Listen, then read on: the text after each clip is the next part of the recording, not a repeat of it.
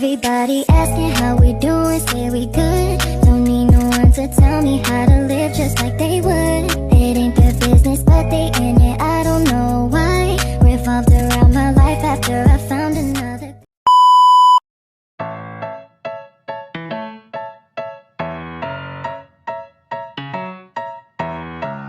Pendidikan adalah upaya untuk mengembangkan potensi peserta didik, baik potensi fisik, cipta, rasa, maupun karsanya, agar dapat berfungsi dalam hidupnya. Pendidikan juga dapat diartikan sebagai proses untuk memengaruhi siswa agar dapat menyesuaikan diri dengan lingkungannya. Pendidikan dapat dilakukan oleh keluarga, masyarakat, dan pemerintah melalui kegiatan pengajaran, bimbingan, dan latihan. Kegiatan ini dapat berlangsung di sekolah dan di luar sekolah sepanjang hayat. Menurut Undang-Undang Nomor 20 Tahun 2003 Pasal 3 tentang Sistem Pendidikan Nasional, tujuan pendidikan nasional adalah untuk mengembangkan potensi peserta didik agar menjadi manusia yang beriman dan bertakwa kepada Tuhan Yang Maha Esa, berakhlak mulia, sehat, berilmu, cakap, kreatif, mandiri, demokratis, dan tanggung jawab. Selanjutnya yaitu masalah pendidikan di Indonesia. Jadi masalah pendidikan di Indonesia mencakup berbagai tantangan, seperti keterbatasan akses pendidikan, kualitas guru yang bervariasi, dan kurikulum yang belum sepenuhnya relevan.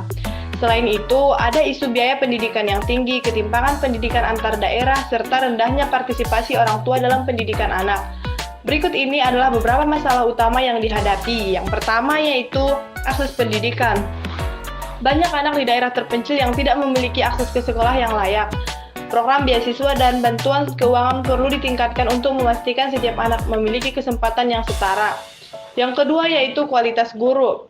Kualitas pengajaran bervariasi dengan beberapa guru yang kurang terlatih. Diperlukan pelatihan dan pengembangan profesional yang berkelanjutan untuk guru.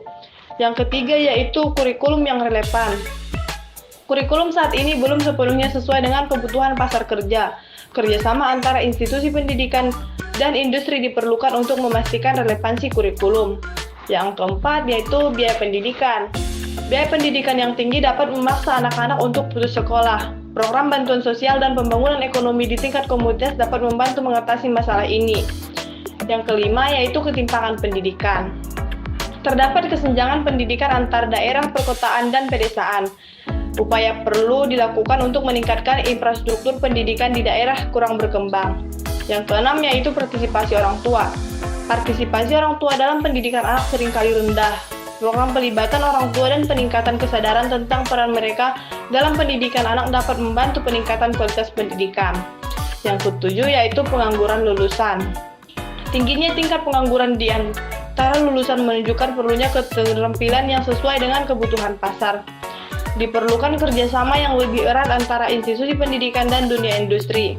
Jadi kesimpulannya adalah pendidikan yang berkualitas adalah kunci untuk mengatasi tantangan-tantangan ini. Jadi perlukan kolaborasi antara pemerintah, lembaga pendidikan, dan masyarakat untuk mencari solusi yang efektif demi masa depan yang lebih cerah bagi generasi mendatang. Penanggulangan masalah pendidikan di Indonesia. Penanggulangan masalah pendidikan di Indonesia memerlukan pendekatan yang komprehensif dan kolaboratif. Seperti yang pertama ada peningkatan akses pendidikan. Peningkatan akses pendidikan dapat dilakukan dengan cara membangun lebih banyak sekolah di daerah terpencil dan menyediakan transportasi yang terjangkau untuk siswanya. Dan juga mengimplementasikan program beasiswa untuk anak-anak dari keluarga yang kurang mampu agar mereka dapat melanjutkan pendidikan mereka. Yang kedua, ada peningkatan kualitas guru.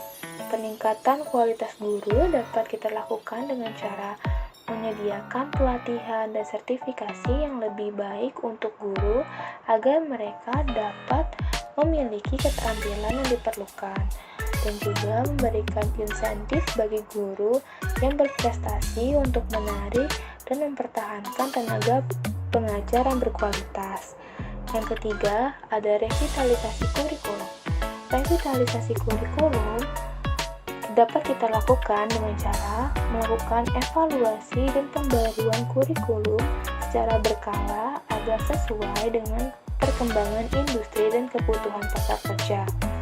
Dan mengintegrasikan keterampilan praktis dan teknologi dalam kurikulum untuk mempersiapkan siswa menghadapi tantangan yang akan datang. Yang keempat, ada penurunan biaya pendidikan.